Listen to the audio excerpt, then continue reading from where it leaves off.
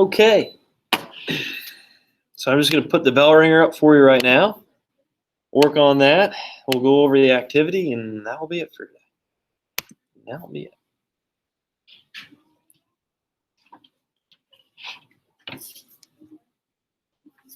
So, describe what hypnosis is. How can hypnosis be used to alleviate pain or just help someone out?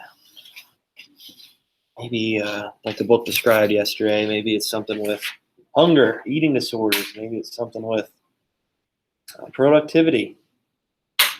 Maybe it is trying to deal with maybe an addiction. All right, well, you guys get working.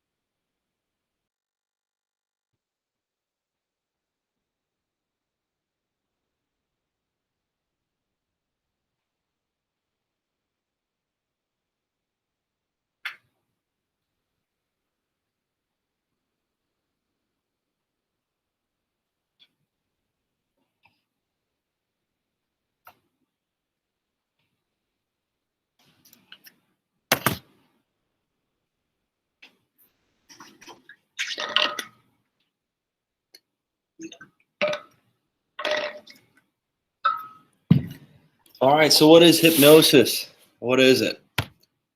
What do we got? Campbell, what do you have? It's tapping into a person's unconscious mind.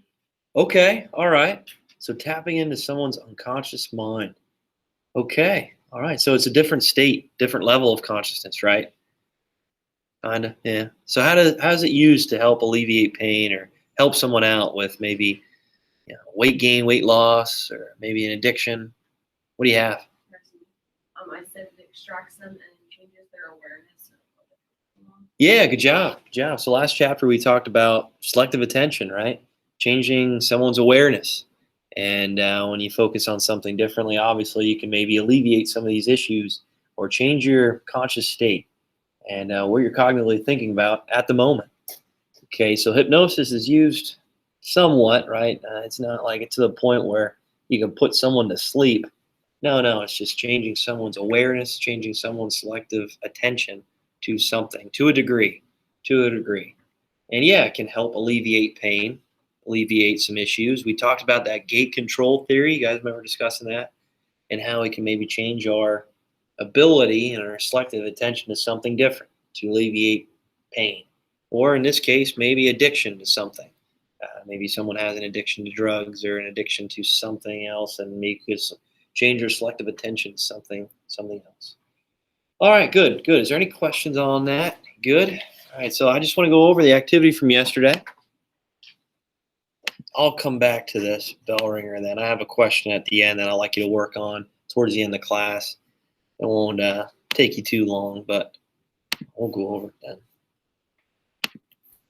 Just a question. Classwork, hypnosis. Here we go. All right, 1. So after you read the section, not feeling the pain, describe Victor Rausch's story. What was Victor doing during his surgery? What did he refuse to take? How long did this surgery last? What did he focus on? What did he do after the surgery? Booker, what do you have for one? He was talking to me and he played with he refused to take it. And after the surgery, well, what he focused on was he visualized scenes from movies and the feeling of the after surgery. He stood up and read the element. Yeah, good job, good job. So during surgery, he refused to take anesthetics to try to help him, obviously, not feel the pain or any type of numbing, and yeah, he just reverted his mind to thinking about movie scenes and joking about different things about maybe past memories to alleviate some of the pain. And it's pretty interesting how he just kind of got up and walked around and took the elevator after his surgery. And many people were like, how is he doing this? how can he how can he accomplish this? And it's just a big question mark, right? I thought it was a pretty unique story, and how he describes the hypnosis and how that helped him alleviate the pain of his surgery and act like nothing really even happened, and how he selected his attention to something different as this surgery was going on. I'm sure you guys all have had that some sort of experience. I know when I'm late at night when I was younger, I had a nightmare. I was like, oh, just think about something different. Think about movies or think about the events of the next day. And I'd fall back asleep. That's many occasions. That's what I did when I was younger, when I had a nightmare. All right, two, what is hypnosis? We already talked about this with the bell ringer, so we'll skip over that. Just in plain terms, an altered state of consciousness, right? It's just a different altered state of consciousness. All right, three, section of profiles in psychology. Who is Franz Mesmer? What did his followers call his healing technique? How did he perform this technique? I thought this was pretty cool. Campbell, what do you have for three? I see he's the first person to study or practice hypnosis. His followers refer to it as mesmerism, hypnotism, and he would place his patients into tubs of water with like iron rods or something Yeah. and act as the magnet to realign them. Yeah, isn't that weird? What would you think if he was like, oh, I can help you out. I can help you with maybe some of the pains you had. And he put you in a tub of water with all those different types of rods in there. You'd say he's full of crap, right? Yeah, yeah. So he thought, you know what, we could maybe change this person's magnetic field and help them alleviate some of these issues or problems. And in many cases, people say he's the first person to discover hypnosis because people that were laying in this tub probably were like, what is going on? Like, this is unbelievable. Like, what's he trying to do? And as they're thinking about these things, uh, obviously their attention's being shifted, and maybe for a short time, they felt like they didn't feel the pain anymore, or it maybe helped them out some sort of way. I thought that was pretty cool. Mesmerism. Oh boy, realigning the person's health, right? Can you imagine that, Booker? What a guy. What a guy. It's almost like that, what, phrenology, feeling the bumps on your head. Jeez, unbelievable. All right, theories of hypnosis. So describe the theories of hypnosis for each psychologist. So some of these psychologists said, yeah, you know what, this isn't right. Okay, there's an explanation to this. And what do we have for Theodore Barber? Hannah, what do you got? I argue that it is not a special state of consciousness. Yeah, good, good. So he's really not changing anybody's state of mind, right? Mesmer, right? And as Theodore Barber would describe, that hypnosis isn't changing someone's consciousness or changing someone's level of consciousness. That it isn't just a separate set of consciousness. It's just really he's suggesting to people of really what to focus their attention on to change their mindset. All right, so he's giving people suggestions, right? This alleviation of pressures or problems, and it's just a suggestibility. Oh, well, you'll feel better if you focus on this. If you think about this, you'll feel no pain anymore. And I know that the reading, they gave an example. It's like, oh, when you're reading this excerpt, when you're reading this part of the, the chapter of the page, you didn't really focus on your feet and the way they're positioned. It's like, oh, yeah, you know what? I didn't. But now all of a sudden, since I read it, I'm focusing on my feet and the way they're positioned. I thought that was pretty cool. All right, Ernest Hillard. What do we have? Ernest Hillard. Sarah, did you complete this here? Still working on it? I'm working. I tried to get as much done as I Oh, you're good. You're What good. number is that? Number 4B, Ernest Hillard. Do you have that? Yeah.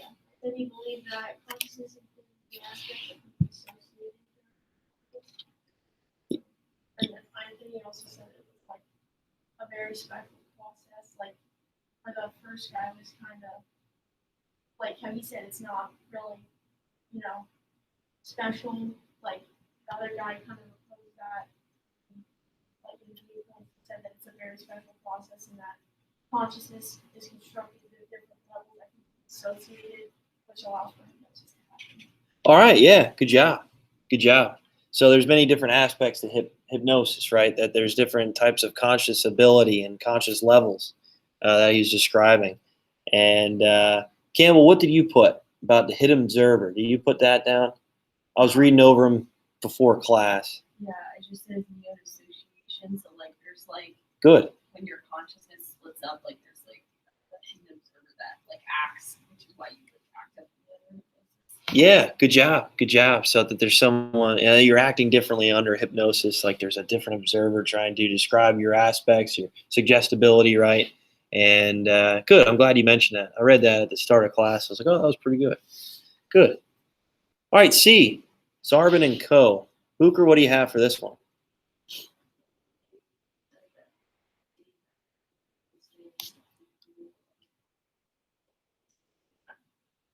Yeah, good job. Good job. And I guess this kind of states those videos that you ever watch where, oh, when you go into a trance, when you wake up, you're going to start barking like a dog. And he snaps his fingers and they start barking like a dog, which I think some of that's a little bit out there.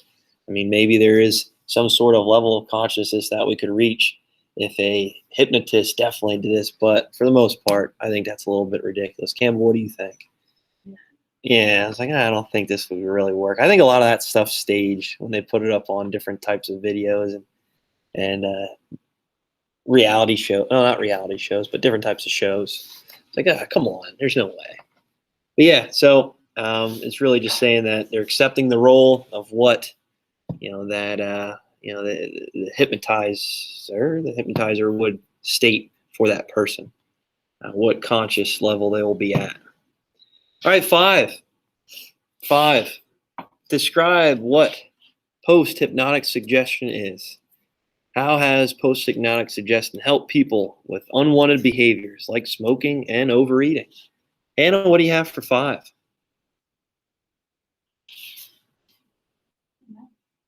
You don't have this one? Didn't you see there was a second page? Oh, no, this was on the first page yet. All right. Sarah, do you have 5? Yeah. I said that's when a hypnotist suggests, basically when they suggest that the person that performing hypnosis does something or thinks a certain way, and that like after hypnosis that they still continue to like portray that, like telling them to do something or think something during hypnosis that they carry on after it's over. All right, good job. So maybe it's like a I don't know, like almost like an unwanted experience.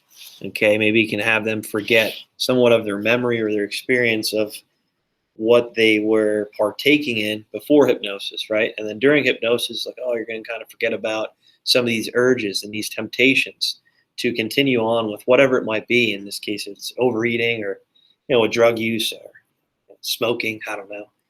And yeah, good job. So post-hypnotic suggestions, once after that trance, once after this hypnosis, that they can forget some of these unwanted experiences that they're trying to push past or try to forget about, or like an unwanted memory in a way, if that makes sense. And for many people that have night terrors or nightmares, maybe this is the only solution, right? In certain cases, there are some medications and forms of drugs that can help alleviate some of these issues, but for the most part, people seek out these hypnosis or hypnotists to try to forget some of these unwanted memories. And for people coming back from warfare, PTSD, maybe that's the only solution. So yeah, I mean, in many occasions, this does work, I guess. 6, what is hypnotic? Oh boy, for some reason, analyst? What? Camel. Do you know how to pronounce that? Sarah, you know how to pronounce that for 6? Oh, it's easy. I don't even want to know how to. What the heck? Right here. Analgesia? I need to look that up. I don't even know what that means. Yeah, how about it? There you go. Make Google say it. Analgesia.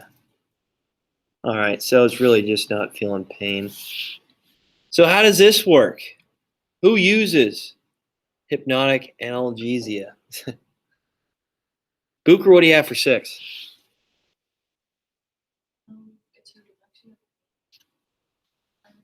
Yeah.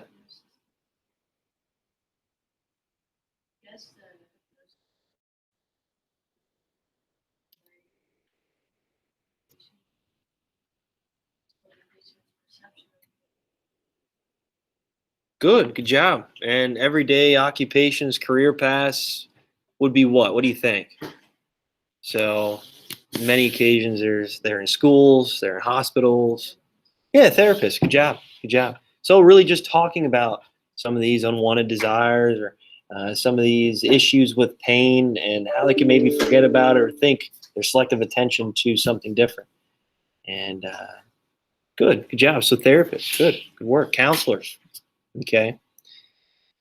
7, what is biofeedback? What type of psychological responses is biofeedback used to control? Campbell, what do you have for 7? As the person learns to control their physiological processes because of feedback, like it controls brain waves, heart rate, blood pressure, skin temperature, and sweat gland. Yeah, good job. So this might be with a stress ball, stress reliever, right? This might be some sort of exercise that allows them to feel a little bit better. So controlling their breathing, okay, controlling their heart rate, their blood pressure by different types of methods or different types of aerobics or activity. Okay, yoga, right? Yoga. Anybody go to yoga in here? Sarah, do you ever do yoga before? Bouchard is taking me to hot yoga. Oh, there you go. Okay, nice. Where's that at? It's just based on drip 105 and Oh, cool. That's awesome. Yeah, I did yoga once. And, it was like this old wrestler. He did it, and he did it to alleviate some of the pains he had with wrestling, and it was pretty cool. Like, oh, this actually kind of helped out a little bit. It was like almost a chiropractor. You know, you ever go to a chiropractor before? I think I felt a lot better. Felt more mobile, flexible. Yeah. All right. Good. 8, describe how mediation is used to help benefit people. How has mediation been challenged as a form of successful practice? I think of Doctor Strange here when I think about this stuff. Sarah, what do you have for 8? I said that it's a process of focusing on the individual thought in specific to like kind of calm the mind and relax it. And I said it's been challenged by those arguing that meditation is only reported as successful by those who continuously practice it and see results, and also that like some meditation or sometimes people can sleep, in which case it's not meditation, it's just that sleeping like literally calms the body down.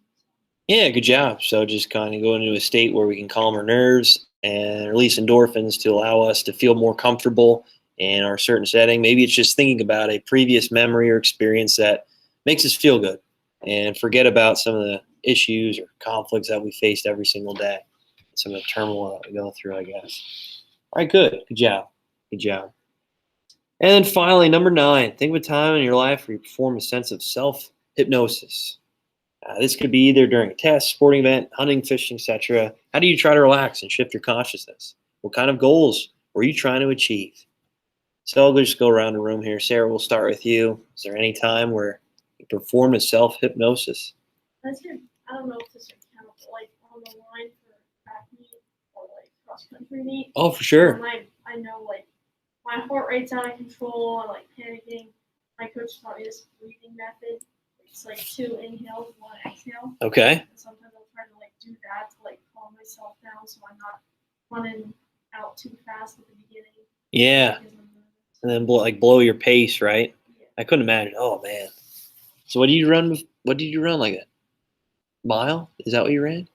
Well, I quit track, but I used to do a mile and 2 mile. Mile and 2 mile. Cross country, I'm pretty sure I'm still doing that this year. That's just a 5K. Whew. Jeez. I hate running long distances.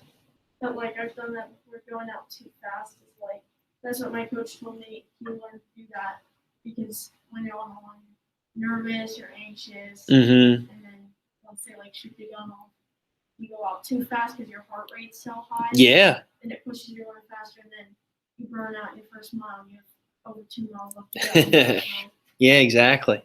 Good job. Good job. Yeah, so that's definitely a good example. Good. What about you, Booker?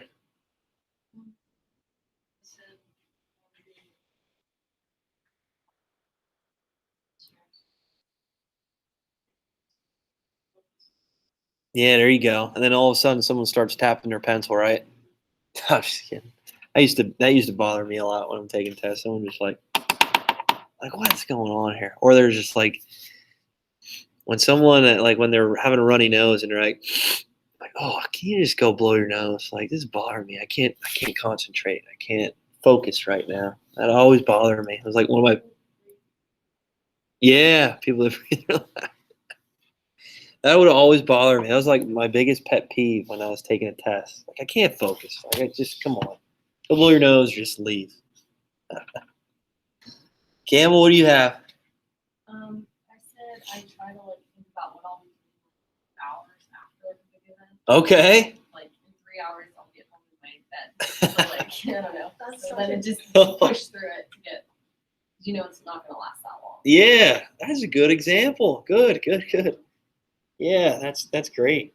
I only started feeling that like post high school. I don't know why. Like I was just so competitive in high school and in college. I was like, I was still competitive, but at the same time, like, oh, me and my buddies are going to go downtown, have a good time. So just got to get through it. Just got to get through this. Yeah. Just try to do my best, relax. That's a good example. Good. I'm going to go to sleep. I'm going to put Netflix on and just fall asleep, pass out. That's funny. That's great. Anna, what about you? Probably on the line in archery. Okay. You take a couple breathers. Just kind of try Cut to. everyone out. What's that? And then cut everyone out. Cut everyone out. Good. Awesome. Yeah, with archery, you got to make sure you have that focus, that steady arm, right? Man, yeah, good. I would always like with football, before the play would happen, I'd always just sit and try to think about the play unfolding before it happens. And usually it never happens the way I imagine it, but sometimes like, oh yeah, actually that's kind of what I was thinking of and what kind of move I need to make in the hole, which I think is pretty cool.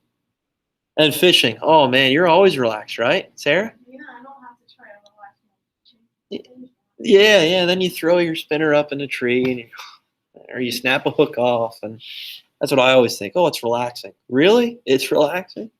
I always have a bird's nest in my spool there, and I'm always tossing my great spinners out into the darn tree limbs that are hanging, or I get them caught at the bottom of the surface, ticking me off. Ugh. Then I get frustrated and leave. All right, good job, guys, on that. Good job. All right, last thing I want you to do, for those of you at home, we'll see if we'll catch them, see if they're listening to the video. Just want to answer this question here. It's at the bottom of the bell ringer. I'll put it up. So what technology does each require? Oh, wait. I messed up. I forgot to fill out the whole thing. My bad. I'll find it. You guys can just sit tight for a little bit. It was in the book. I thought it was a good question. Kind of just summed up everything we had with. Okay, sorry about that. Do this.